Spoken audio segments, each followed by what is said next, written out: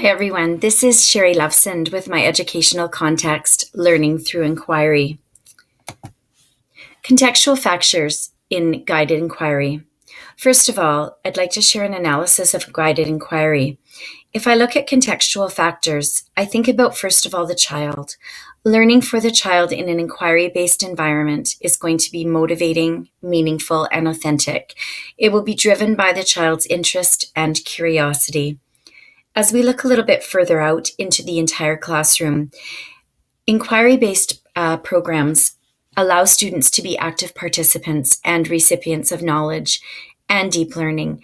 Teachers can integrate content and skills into inquiry. If we think about our greater community, students in an inquiry-based program can learn to connect, collaborate, create, and contribute to the greater community. And when I think globally, inquiry develops independent academic competency, career readiness, and life skills for the world that children will not know quite yet. Factors that influence and shape curriculum. As we look closely at these factors that influence and shape curriculum, I think we must be cognizant of the many socioeconomic and cultural differences that play a significant role in the learning for our students. Language barriers impact the quality of education our students, immigrant students face, and each student comes to school with a diverse set of challenges.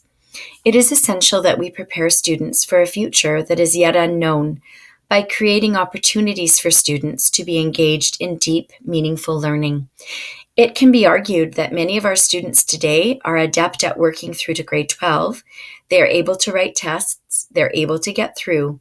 But is this current curricular structure able to fulfill the needs of a global, political, constantly evolving economy? One of my favorite quotes is by author George Couros, who's also a great friend of mine. He wrote The Innovator's Mindset, and it's about innovation versus compliance. We want kids to think for themselves, but what we teach them is compliance. Compliance does not foster innovation. In fact, demanding conformity does quite the opposite. So I've created a little bit of a web for pathways of influence. When I think about all of the factors that influence a child's learning and the curriculum, there's so many different pieces. Technology, we are living in a digital age, and students that come to school have knowledge at their fingertips. But we also have a very big political agenda. What are the political curriculum stresses that we face in our schools and our classrooms and our communities? We also have students coming from very diverse home environments. We have students that are coming to school with different levels of preparedness. So we need to make sure that not only are we prepared for days with children that are working on very different projects, but students and teachers both need to be very motivated to be learning in different ways. So inquiry really is an approach to learning and instruction that places the student's ideas and questions at the center of the learning experience. I do love this quote from the government of Ontario. Although inquiry-based learning is a pedagogical mindset that can pervade school and classroom life, and it can be seen across a variety of contexts, an inquiry stance does not stand in the way of other forms of effective teaching and learning. And I do really love this quote because I think it's essential that we are still teaching effectively and making sure that all of the curriculum outcomes are being met. But I just think it's a more unique and creative way to do that. I think that we need to make sure that we're still including explicit instruction and small group and guided learning with a focus on building on students' interests and ideas with that ultimate goal of deep understanding and curiosity.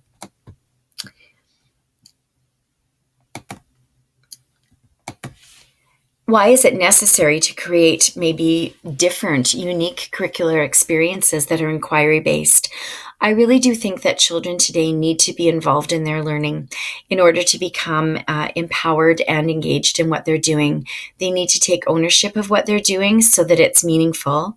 And I also think that being able to think critically about what they're learning is so important. It is only through authentic learning experiences that children will learn to ask questions and develop an understanding of the world around them. Inquiry is a fluid, dynamic process that pervades all aspects of life, and it is really essential to the way that in which knowledge is created. Inquiry is based on the belief that understanding is constructed in the process of people working and conversing together as they pose and solve the problems, make discoveries, and rigorously test the discoveries that arise in the course of shared activity. This is a quote by Sharon Friesen, who works for the Galileo Institute in Calgary, a really inquiry-based learning platform. Empowering learners through inquiry will be our best resource for a global workforce. And here's just an example of some of my students in a collaborative guided inquiry project. And I thought that it was really an engaging look at empowering their own learning. How do we assess this type of curriculum, inquiry-based programs? Well, first of all, students are very actively engaged in their projects. And so there's an active exploration piece. They're involved in the design process with inquiring questions, exploration, and construction.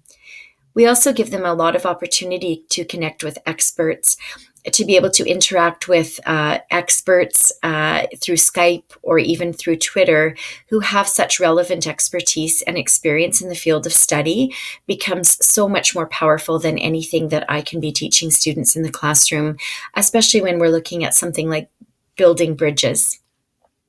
Elaborated communication. I think this is one of the most profound pieces of inquiry, is that students have so many opportunities to support, challenge, and respond to each other's ideas. Peer feedback is so powerful, and it's crucial for this inquiry-based learning. Assessment. So formative assessment is woven into the inquiry study, and really it is reflecting real-life values, and it's done minute by minute throughout a project. One of the words that I really think is important in an inquiry-based program, an inquiry educational context, is authenticity. Authentic inquiry begins with a question and a problem that students want to find out more about. A common misconception is that educators must follow the student's lead and wait until the perfect question emerges before a proper inquiry can begin. Students' spontaneous questions, when they reflect genuine curiosity, can actually be a powerful place to start. That's also a quote by Sharon Friesen from Galileo. It is important that we allow students to create questions that are important to their own learning. If we give students the questions to answer, we've defeated the primary goal of inquiry, which is to create purposeful, deeply meaningful learning. We talk a lot about rigor and academic rigor, even in our own program. I think to ensure students are prepared for the future is perhaps the biggest challenge in schools today. There are endless learning outcomes to cover and test pressures at all levels. However, if our students are not engaged in deep, authentic learning, they may not be at all prepared for future challenges. Establishing a culture in schools in which students are encouraged to share, but also challenge one another's ideas, is a very important part of inquiry.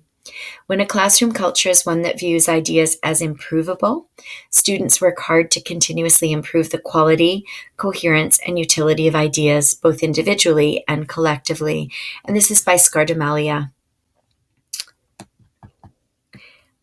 I'm going to share with you an inquiry process feedback wheel.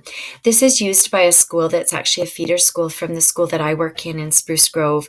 It's Greystone Centennial, and they really have built the school on a philosophy of using the inquiry process.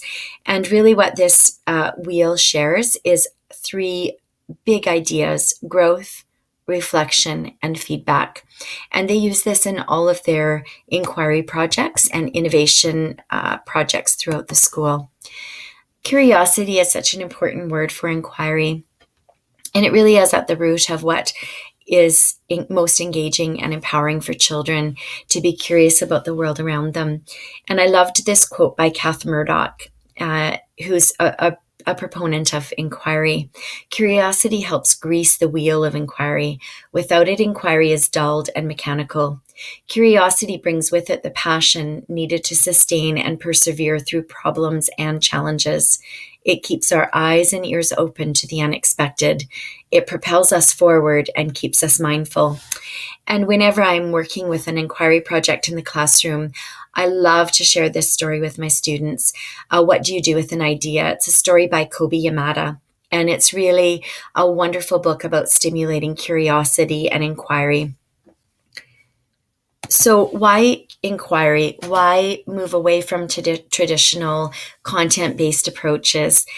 In our readings from Glathorn in the chapter, The Nature of Curriculum, they talk about 21st century learners as being characterized as those that are very highly relational. And students demand quick access to new knowledge. They're hungry for knowledge, and they're capable of engaging and learning at a whole new level. And I think we need to be prepared for this. When students can grasp information through Google in the matter of seconds, we need to move their learning to a different level. They need to be involved in collaborative learning activities that will deepen their understanding and invite them to want to learn more. Inquiry-based learning and teaching provides each student with this toolbox for authentic, innovative, valuable learning that will hopefully extend into possible pathways for careers and jobs in the future.